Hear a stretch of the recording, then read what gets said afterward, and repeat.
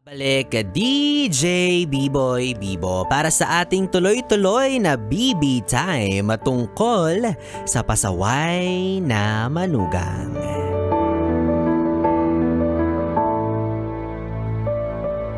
Para po sa mga yes pre natin na nakikinig sa mga oras na ito, malamang sa malamang marami sa inyo ang isang biyanan na.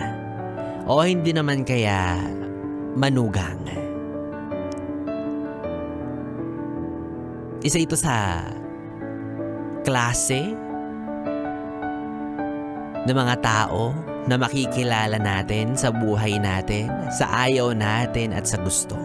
Hindi tayo ang direktang pipili kung sino ang magiging biyanan mo, kung sino ang magiging manugang mo.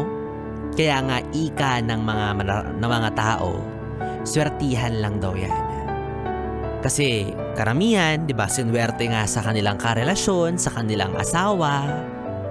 Tapos yung magulang intrimitida pala, 'di ba? Doon nagkakaroon ng problema. Kaya madalas at common sa ating mga Pilipino yung bangayan, 'di ba? I mean, we do not normalize, no? Hindi natin sinasabing normal lang at okay lang, pero karaniwan 'di ba? Nangyayari, napapansin, kitang-kita na talagang madalas ang iringan pagdating sa pagitan ng manugang at biyanan. Ano ba yung mga dahilan? Maaaring number 1, si biyanan masyadong nangihimasok sa buhay mag-asawa nila. Or pwedeng number 2, si manugang ang daming maling ginagawa na para bang hindi pa talaga handang mag-asawa pero gustong-gusto niya na, 'di ba? Ay parang trip niya lang, pakasal na tayo, papakasalan ko po yung anak ninyo, kahit di pa ako ready, kahit buhay binata or dalaga pa ako, wala lang, gusto ko lang siya mapangasawa. 'Di ba? Hindi pa nagbabago, immature pa. Kaya kino-correct pa, ginagabayan pa. Or number 3, sadyang ayaw lang talaga nila yung isa't isa. Maaaring dahil sa ugali, dahil sa itsura, dahil sa antas ng pamumuhay, dahil sa kultura, maraming rason ang pwedeng maging dahilan ng inyo or ng kanilang iringan. Pero ano pa man yan, we have to understand that that person is already a part of your family. Tama, hindi ikaw ang direktang pumili sa kanya.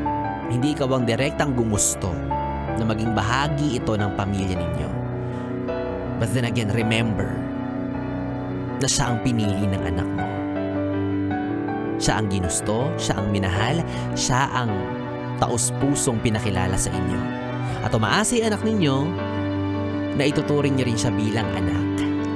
Yung mapapangasawa niya, ituturing niyo rin na parang sa inyo. Hindi naiiba, kundi parang totoong kapamilya. But, on the other hand, ganun rin kaya ang turing ng manugang sa kanyang biyanan. Oh! Dito napapasok ang plot na pang teleserye.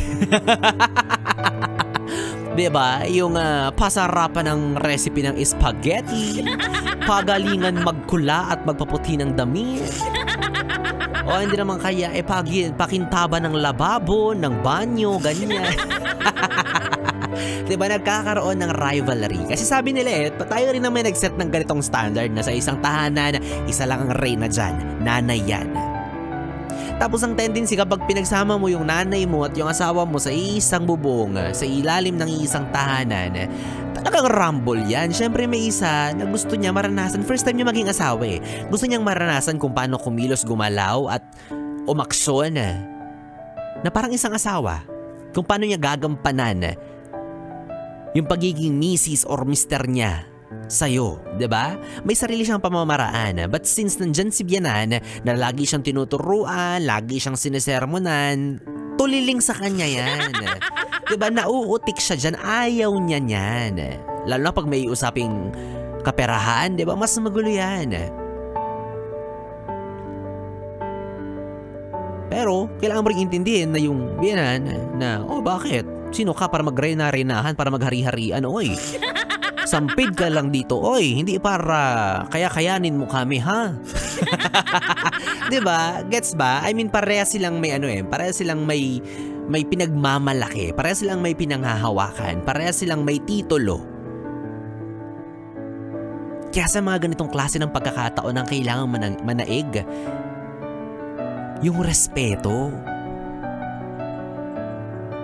Respeto mo doon sa opinyon at pamamaraan nung asawa ng anak mo. At respeto rin, 'di ba? Sa opinyon at pamamaraan ng nanay or tatay ng asawa mo. Give and take. Kasi kung hindi nyo kaya ang isa't isa, di kayong mag-asawa ang bumukod, umalis kayo. Total mag-asawa naman na kayo. Sabi nga nila, kung hindi mo kaya ang init ng kusina, pumunta ka sa sala. Pero kung nandun pa rin yung biyanan mo sa sala, di doon ka sa bakuran. Doon ka makipagchismisan, di ba? Ganun talaga, adjustment ang kailangan. Kaya ito yung mga sinasabi natin sa mga yes friend natin na urat na urat, di ba? Madaling madali na pumasok sa isang relasyon para makapag-asawa na, diba? Gusto ko na mag-asawa. Madaling sabihin, yes. Pero maraming makakompromise. Yung buhay dalaga mo, yung mga taong pakikisamahan mo, ay sinasabi ko sa iyo, sakit yan sa ulo. Kaya again, yes, friend, you really have to prepare yourself with this kind of bond. Kind of, diba, pakikisama, pakihalubilo, pangunawa, pag-intindi, pag-a-adjust, kung kinakailangan at hanggang kaya, ibigay mo yun sa kanila, ibigay mo yun sa pamilya ng asawa mo. And for sure naman, re-respetuhin ka rin nila pabalik kasi kung hindi, di wow. Does it mean na binabastos ka nila, babastusin mo rin sila? Hindi tayo ganon. Pag binabastos nila tayo, di dead ma. Like, I was like, titigan mo ng mabuti, tas hayaan mong ma-realize nila na, ay, yung hinahamak-hamak ko, hindi pala basta-basta to, ganon. Walang salitang lalabas sa bibig mo dapat, titig mo lang, kilay mo lang ang pipitik. Dapat gets ka na nila na dapat hindi ka nila kinakaya-kaya. At ikaw na ang mag-adjust, oo. Walang problema. Promise, mas makakapamuhay ka ng masaya, masagana at payapa. Pag malayo ka sa mga, di ba, magulong, ay! Para bang danas, no? Parang ranas na ranas ni Biboy Bibo. Kala mo naman talaga kasal na siya. Diba? So again, yes, friend, ang bottom line ng ating usapan. Sa kahit anong relasyon naman, mapakaibigan, mapakatrabaho, mapabiyanan, isa lang ang dapat maniig dyan. Respeto sa isa't isa. Respect begets respect. Ang respeto, ang katumbas at binabalik niyan, respeto rin sa'yo. Kung anong ginagawa mo sa kapwa mo, yun din ang gagawin sa'yo. Bastos-bastosin mo yung manugang mo, sa harapan lalo na ng mga anak niya. Girl, boy, I mean, sino ba? Nay-tay, magkakaroon din ng tendency na mawala ng respeto yan sa'yo kasi pinapakitaan mo siya ng hindi maganda. Kumbaga beyond the limit ka. Tandaan mo na hindi ikaw ang totoong magulang niyan. Kung feeling mo sampid siya sa buhay ninyo, ng pamilya ninyo, ganun din kayo sa buhay niya. 'Di ba? Kung sasabihin niyo sa kanya, sa manugang mo na, bakit sino ka ba?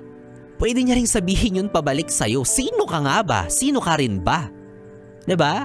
Nanay or tatay ka lang ng asawa ko. Mabubuhay kami nang wala kayo, at tapa. Ang tabang parang linyahan sa teleserye. I love it. Kaya again, yes, friend. Respeto at respeto pa rin talaga. Pakitaan mo lagi ng maganda. Pakitaan mo ng pangunawa, ng paggalang at pagmamahal. Kayo-kayo rin lang yan. 'Di ba? Wala nang masasarap pa sa isang pamilya na pinagbubuklod ng magandang ugnayan, pagmamahalan.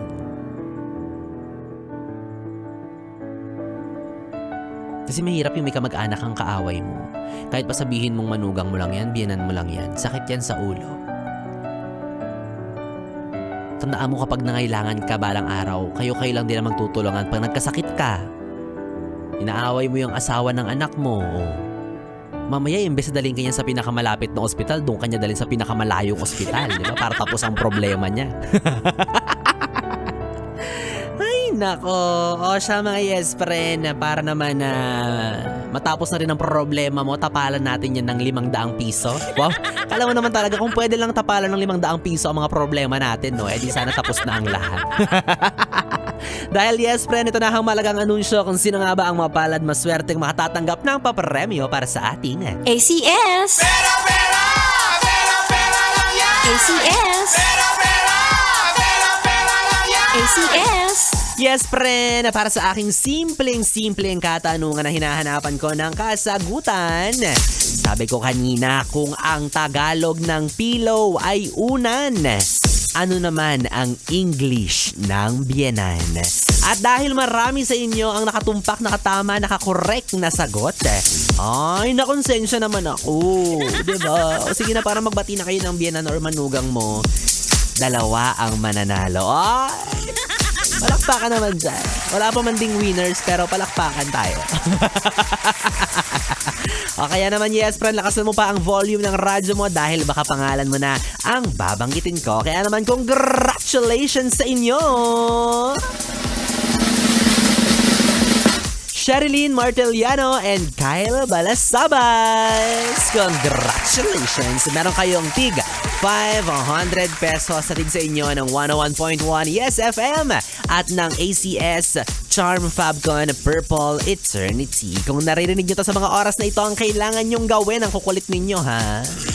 O, pag kayo hindi nagsend ng GCash number, akin na to. O mag-send kayo sa akin ng inyong again valid ID at ng GCash number para tuluyan nyo na makamit ang inyong premyo. Handog sa inyo na ACS! ACS!